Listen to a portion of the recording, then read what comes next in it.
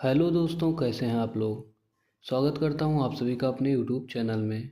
दोस्तों, आज हम 1857 की घटना का क्रमानुसार अध्ययन करेंगे।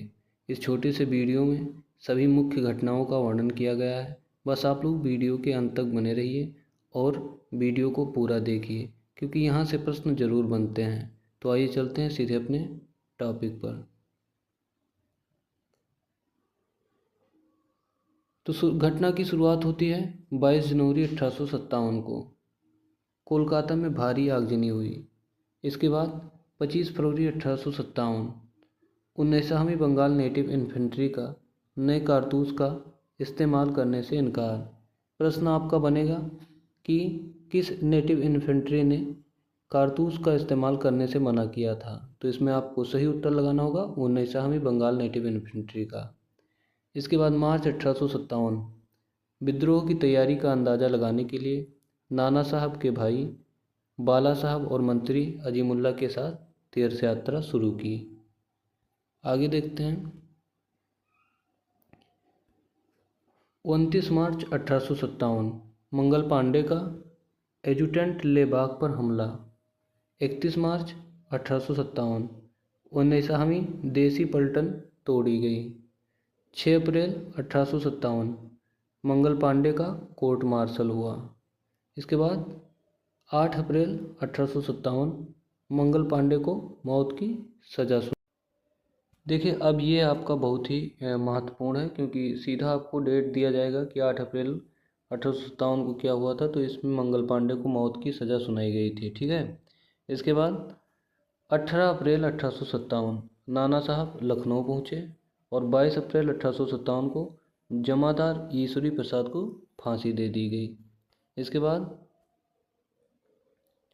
डेट है 3 मई 1857। इस दिन क्या हुआ था आप देखेंगे। लखनऊ में लेफ्टिनेंट मेचम की हत्या करने गए 4 सिपाही, घटना से अंग्रेज हुए सतर्क। घटना में जो है लेफ्टिनेंट मेचम की हत्या करने के लिए 4 सिपाही गए हुए थे और इस घटना की वजह से अंग्रेजी सेना काफ़ी सतर्क हो गई थी। इसके बाद 6 मई 1857 मेरठ में तीसरे देसी रिसाले को दिए गए चर्बी वाले कारतूस, जिसमें 85 सैनिकों का कारतूस के इस्तेमाल से इनकार कर दिया गया। 85 सैनिकों ने कारतूस के इस्तेमाल से इनकार कर दिया। फिर दूसरा डेट है आपका 9 मई 1857 85 सैनिकों की वर्दियां उतरवाकर जेल भेज दिया गया। उन 85 सैनिकों को उनकी वर्दियां उतरवाकर जेल भेज दिया गया। 10 मई 1857 मेरठ के बंगाल आर्मी की 11वीं और 12वीं कैवेलरी का विद्रोह शुरू हो गया। इस घटना के बाद मेरठ के बंगाल आर्मी की 11वीं और 12वीं कैवेलरी ने विद्रोह कर दिया। इसके बाद 11 मई 1857 मेरठ में विद्रोही सैनिक दिल्ली पहुंचे और उन्होंने बहादुर शाह जफर को अपना शासक घोषित किया। 11 मई 1857 लाल किले पर कैप्टन डगलस की टुकड़ियों के साथ लड़ाई हो गई। कैप्टन डगलस के साथ जो विद्रोही टुकड़ियाँ थीं उनकी लड़ाई हुई। 13 मई 1857 फिरोजपुर छावनी में विद्रोह हो गया। इसके बाद 23 मई 1857 को मैनपुरी, इटावा, बुलंदशहर में विद्रोह शुरू हो गया और 11 से 30 मई तक कई जगह पर विद्रोह शुरू हुआ। दिल्ली, बॉम्बे, अलीगढ़, नसीराबाद, बरेली, मुरादाबाद, उत्तर प्रदेश और कई शहरों में विद्रोह की शुरुआत हो चुकी थी। इसके बाद 31 मई 1857 सूबेदार बख्त खां की अगुवाई में रुहेलखंड में विद्रोह शुरू हो गया। बरेली को आज़ाद कराया गया। खान बहादुर खां शासक नियुक्त किए गए। 31 मई 1857 शाहजहांपुर और मुरादाबाद में विद्रोह की शुरुआत हो गई। 31 मई 1857 को बनारस की छावनी में आग लगा दी गई। मई 1857 हाजी इमदाउल्ला और अंग्रेजी सेना के बीच शामली का युद्ध शुरू हो गया।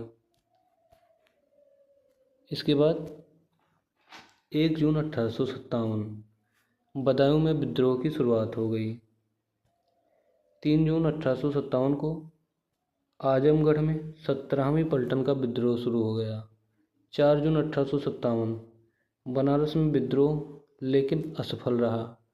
5 जून 1857 जौनपुर में विद्रोह की शुरुआत हो गई। जून 1857 कानपुर में भी विद्रोह की शुरुआत हो गई। 9 जून 1857 जालंधर में भी विद्रोह की शुरुआत हो गई। सभी जगह पे बारी बारी से युद्ध की शुरुआत और विद्रोह किया गया। इसके बाद 18 जून 1857 लड़ाई के बाद इलाहाबाद पर अंग्रेज़ों का फिर से कब्जा हो गया।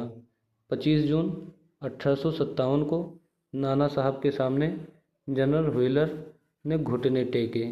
ये चीज़ काफ़ी महत्वपूर्ण है, इसको आप लोग याद रखिएगा कि 25 जून 1857 को नाना साहब के सामने जनरल व्हीलर ने घुटने टेके। और ऊपर वाला डेट भी 18 जून 1857 को लड़ाई के बाद इलाहाबाद पर अंग्रेजी सेना का दोबारा कब कब्जा हुआ था, तो ये तारीख है 18 जून 1857। 27 जून 1857 को कानपुर के सती चौरा घाट से जा रहे अंग्रेज़ों के काफिले पर हमला किया गया। 30 जून 1857 लखनऊ में बेगम हजरत महल का अंग्रेज़ों से युद्ध हुआ। बिरजीश कद्र को लखनऊ का बादशाह घोषित किया गया। इसके बाद 3 जुलाई 1857 पटना में पुस्तक विक्रेता पीरली के नेतृत्व में विद्रोह और उनकी फांसी। अब महत्वपूर्ण चीज़ें यह हैं कि आपसे पूछेगा कि कौन से नेता थे जो पुस्तक विक्रेता थे, तो इसमें आपको पीरली का नाम याद रखना होगा। 12 जुलाई 1857 फतेहपुर में नाना साहब की सेना पर अंग्रेज़ों की विजय हो गई। इसके बाद तारीख है 20 जुलाई 1857 कानपुर पर अंग्रेज़ों का अधिकार हुआ। जुलाई 1857 ग्वालियर, भरतपुर, झांसी, इलाहाबाद, फैजाबाद, सुल्तानपुर, लखनऊ में सिपाही विद्रोह हुआ। इंदौर, महू, सागर और पंजाब के कई इलाकों में भी सिपाहियों का विद्रोह हुआ। 15 जुलाई 1857 कानपुर का बीबी घर जनसंहार हुआ। 15 जुलाई 1857 को कानपुर का बीबी घर जनसंहार हुआ। 17 जुलाई 1857 हैदराबाद में विद्रोह हुआ।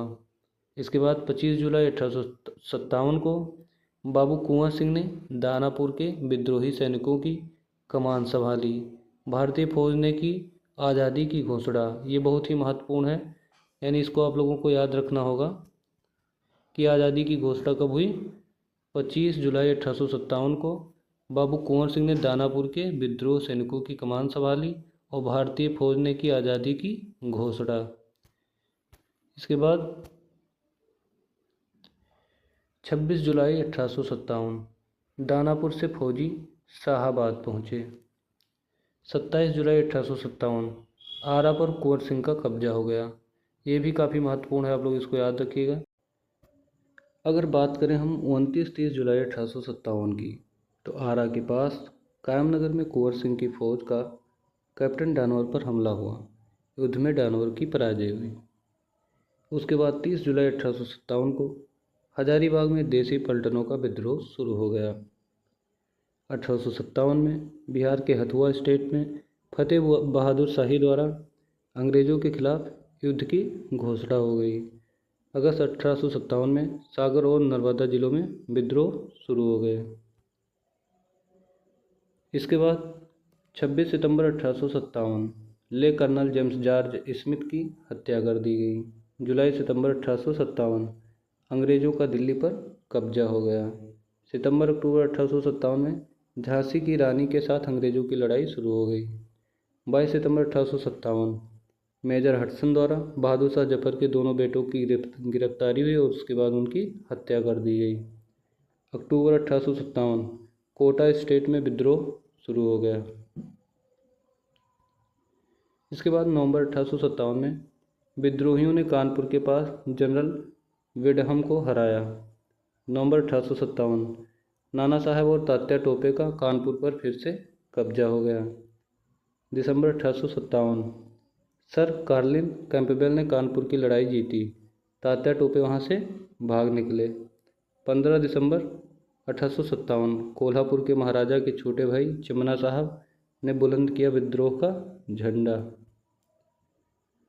इसके बाद हम बात करते हैं नवंबर 1857 की, चटगांव में 34वीं देसी पलटन की 3 कंपनियों का विद्रोह शुरू हो गया।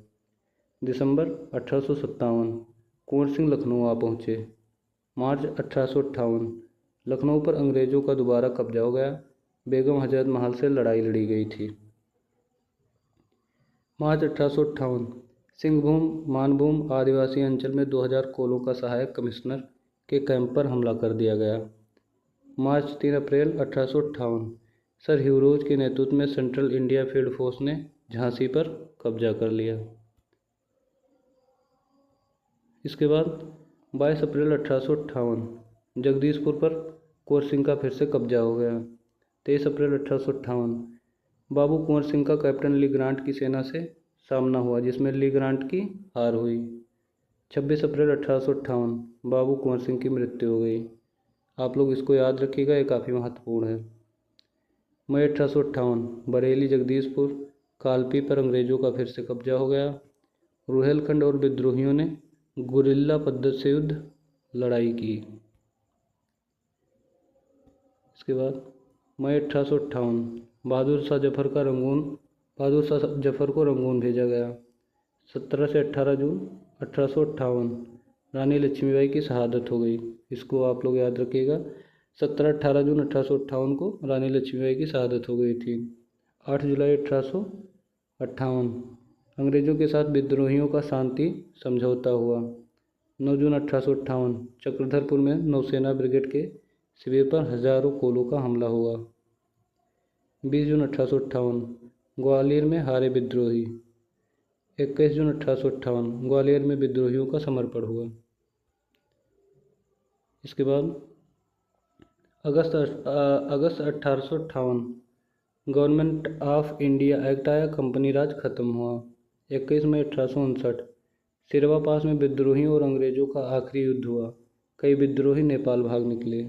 1859 विद्रोही नेता बख्त खां और नाना साहब का पतन हो गया। अक्टूबर 1859 बाबू कुंवर सिंह के भाई अमर सिंह का नेपाल तराई के विद्रोहियों से जा मिले। दिसंबर 1859 अमर सिंह पकड़े गए, गोरखपुर जेल में कैद हो गए। 5 फरवरी 1860 बीमारी के कारण अमर सिंह का निधन हो गया। ये दोस्तों, अगर आप लोगों को हमारा वीडियो पसंद आया हो तो कृपया हमारे चैनल को सब्सक्राइब करें और वीडियो को लाइक शेयर ज़रूर करें।